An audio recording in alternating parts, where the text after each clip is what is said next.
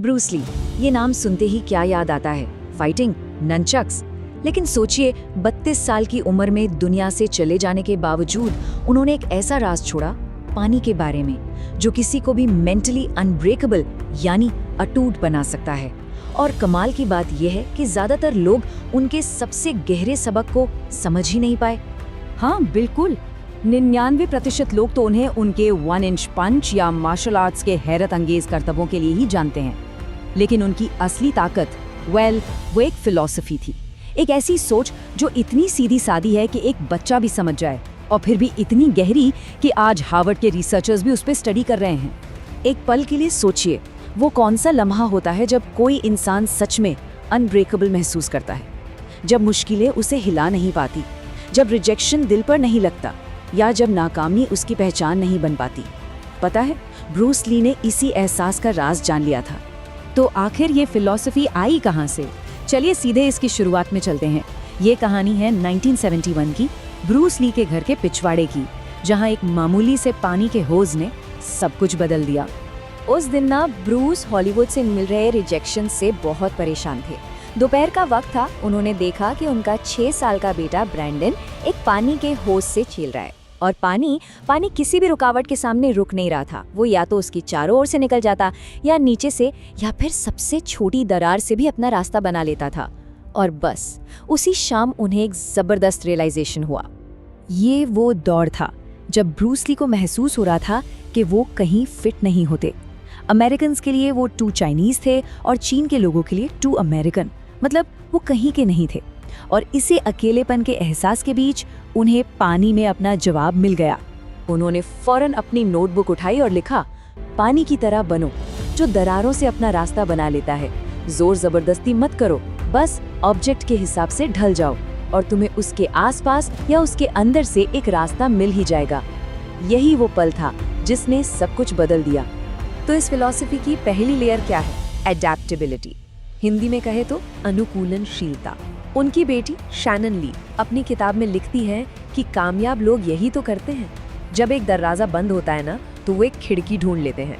जरा अपनी जिंदगी में किसी मौजूदा रुकावट के बारे में सोचिए। क्या जबरदस्ती करने की जगह कोई दूसरा रास्ता हो सकता है? क्योंकि सक्सेस का असली मतलब रास्ता बनाना नहीं है, रास्ता खोजना है। लेकिन रुकिए, सिर्फ अडेप्ट करना या ढल जाना, ये तो बस शुरुआत है। पानी की असली ताकत वो तो किसी और ही चीज में छिपी है, और वो है परसिस्टेंस, यानी दृढ़ता। सोचिए, पानी सिर्फ एडजस्ट नहीं करता, टाइम के साथ वो सब कुछ बदल देता है। एक छोटी सी मामूली सी धारा लगातार बहकर ग्रैंड कैनियन जैसी विशाल घाटी बना सकती है। हल्की सी बारिश भी पत्थरों को तोड़ सकती है, बिना किसी जोर जबरदस्ती के। तो रुकावटों से निपटने का पानी का तरीका क्या है? स्टेप 1, उसके चारों ओर से रास्ता ढूंढो। स्टेप 2, अगर वो मुमकिन नहीं तो सबसे छोटी दरार से निकलो। और स्टेप 3, जो सबसे पावरफुल है, तब तक लगे रहो जब तक कि वो रुकावट खुद ही ना बदल जाए। इसका एक जबरदस्त एग्जाम्पल ब्रूस ली की अपनी जिंदगी में मिलता है। जब वो जीत कुंडो बना रहे थे, तो ट्रेडिशनल मार्शल आर्टिस्ट्स ने उन पर परंपरा का अपमान करने का आरोप लगाया, उन्हें पब्लिक फाइट्स के लिए चैलेंज किया, उनकी रेपुटेशन खराब करने की कोशिश की। कोई और होता तो बहस करता, लड़ता, लेकिन ब्रूस ली ने क्या किया? एग्जैक्टली, वो पानी की तरह बहे। उन्होंने आर्ग्यू नहीं किया, उन्होंने बस अपना तरीका साबित कर दिया, और मार्शल आर्ट्स की दुनिया को हमेशा के लिए बदल दिया। अब जो बात मैं बताने जा रहा हूँ, वो इसे और भी ज्यादा फैसिनेटिंग बना देती है। आज का मॉडर्न साइंस ब्रूस ली की इस 50 साल पुरानी फिलॉसफी को साइंटिफिकली प्रूव कर रहा है। 300%। ये सिर्फ एक नंबर नहीं है, इसके पीछे एक बहुत बड़ी सच्चाई छिपी है। MIT के एक बिहेवियरल साइंटिस्ट की रिसर्च से पता चला है कि जो लोग पानी की तरह सोचते हैं ना, वो 300% ज्यादा स्ट्रेस झेल सकते हैं, 250% बेहतर तरीके से प्रॉब्लम सॉल्व करते हैं, और किसी भी फेलियर से 400% तेजी से रिकवर करते हैं। ये आंकड़े वाकई हैरान करने वाले हैं। और पता है, इसका एक न्यूरोलॉजिकल रीजन भी है। रिसर्च कहती है कि हमारे ब्रेन में कुछ ऐसे रास्ते होते हैं जिन्हें हम मेटाफोरिकली वाटर न्यूरॉन्स कह सकते हैं।